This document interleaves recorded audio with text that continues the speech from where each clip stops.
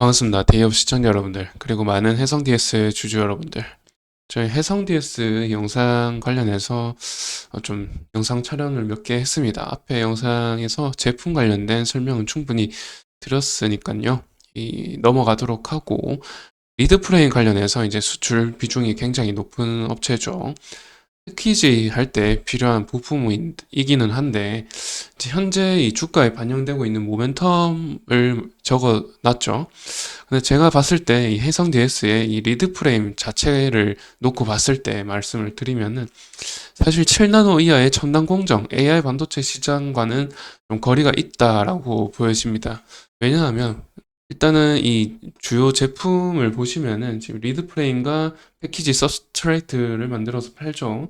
여기 보셨을 때 이제 IC 칩이라든지 뭐 FPGA 이런 거 되게 익숙하실 것 같습니다. 일반적으로 일단 골드 와이어로 와이어링 하는 제품을 말하는 건데요. 일단은 자동차 반도체라든지 모바일 기기에 들어가는 거죠. 그래서 전장용으로 많이 이제 납품을 하고 있고, 또한 중국향 수출이 굉장히 큽니다. 거의 수출보다는, 내수보다는 수출 비중이 거의 매출액에서 98% 차지하고 있기 때문에 거의 수출만으로 이제 매출을 낸다고 보시면 되고, 또한 이 자동차용 반도체, 자동차에 들어가는 모바일에도 들어갈 것이고요. 또 뭐 통신기기라든지 이런 5G 통신기기 이런 데도 들어갈 것이고요. 그런 첨단 산업과는 사실 다소 좀 거리가 있는 그런 이 10나노급 이상의 공정에서 이런 이제 보시게 돼. 이런 거 지금 칩을 많이 보셨을 거예요. 이 안에 반도체 칩이 들어가고 그 IC 기판 위에 이 PCB 기판 위에 그 초록색 PCB 기판 위에 칩이 올라가고 그 사이에 그 리드 프레임 들어가고요. 그리고 리드 프레임과 이 칩을 골드 와이어로 잇는 이런 이제 이런 거를 이제 IC 칩이라든지 FPGA 방식을 이제 이런 플립 칩 방식을 말하고 있는데 이런 거는 사실 일단 7나노 이하급에서는 사용을 하지 않습니다. 골드와이어 자체만 보더라도 이 초미세 공정에서는 골드와이어 자체를 사용을 안 하기 때문에 이런 것만 보더라도 사실 첨단 공정과는 좀 거리가 멀기 때문에 사실 주가의 좀 최근 흐름세에 좀 맞지 않는 것 같다라고 말씀을 드리는 거고요. 그래서 이제 해성 DS 관련해서 이제 하반기 2024년 하반기부터 DDR 관련된 5 관련된 기대가 있다라고 하죠. 그런데 일단은 SK 하이닉스 같은 경우 이 원비 생산을 합니다. DDR5 원비라고 하죠. 원비 생산을 하는데 HBM용으로 생산을 한단 말이죠. 일단은 여기서 말하는 거는 제 추측으로 봤을 때 일단은 그 패키지 방식에 따라서 이제 리드 프레임을 사용할 수도 있는데 개인향의 리드 프레임 사용을 할 것으로 보이죠. DDR5 같은 경우 개인향으로도 만들어질 수 있겠죠. 그런데 초미세 공정이 필요한 뭐 SSD, 지금 3D 낸드 플래시 얘기가 나오고 있고 데이터 서버에 들어가는 그 SSD 같은 경우 300TB 이렇게 되는데, 그러면은, 트랜지스터가 굉장히 회로에 많이 들어가야 될 것이고, 그러면은 초미세 공정이 들어갈 것이고, 그렇다면은 사실 그 반도체 칩을, 골드 와이어를 사용을 할 수 없을 거다라고 말씀을 드리는 거고요. 그러면은 지금 여기에 나오는 DDR5는 개인향이라는 이제 추측이 되는 거죠.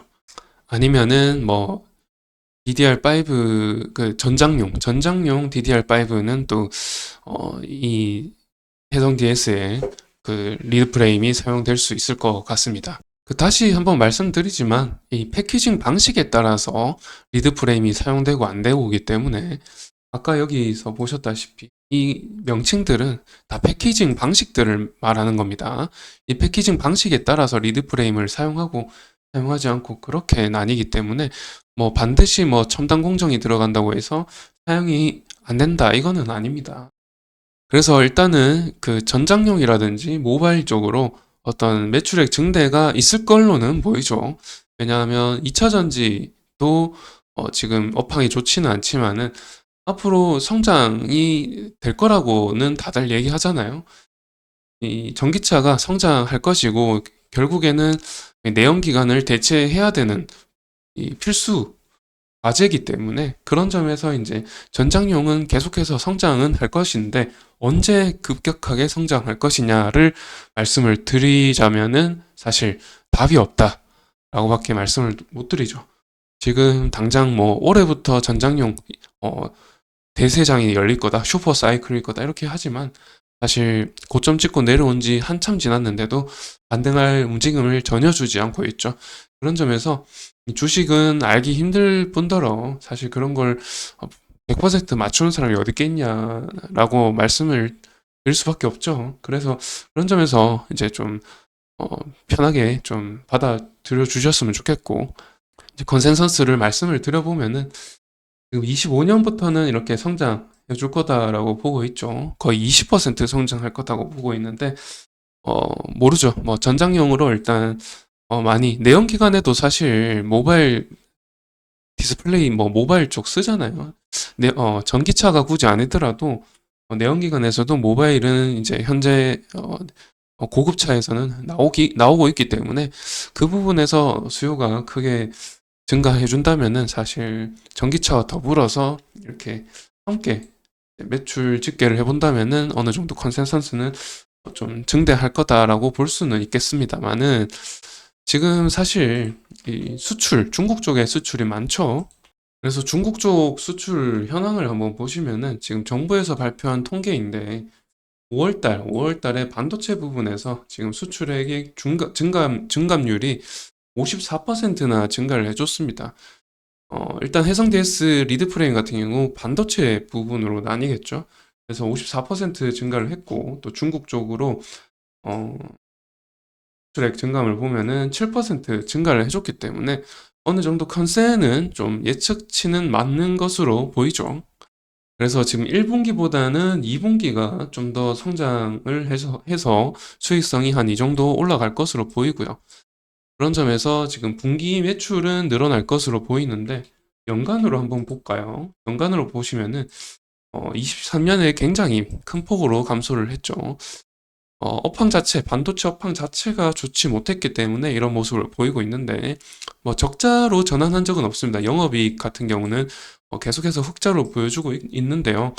24년에 어떻게 될지 뭐 확신은 할 수 없지만은 그래도 반도체 업황이 회복세에 접어들고 있기 때문에 22년 수준으로 어느 정도 회복할 거다라는 그 기대감이 있어서 지금 여기 하얀 선이 시가총액인데 시가총액이 22년 수준으로 이렇게 올라와 있죠. 이런 부분을 봤을 때 지금 이미 가격은 선반영되어서 어느 정도 올라와 있다라고 말씀을 드릴 수가 있겠고, 그래서 마지막으로 가격적인 측면에서 말씀을 드려보면은, 지금 아까 보셨다시피 사실 가격은 충분히 많이 올라와 있습니다. 이 매출액에 비교해서 어떤 비율적인 측면에서 봤을 때 23년도는 22년도에 지금 24년도에 22년도 실적 가지고 24년도를 선반영해서 이렇게 23년도에 크게 올랐던 것이고, 근데 23년도 실적이 너무 안 좋다 보니까 이렇게 하락했었죠.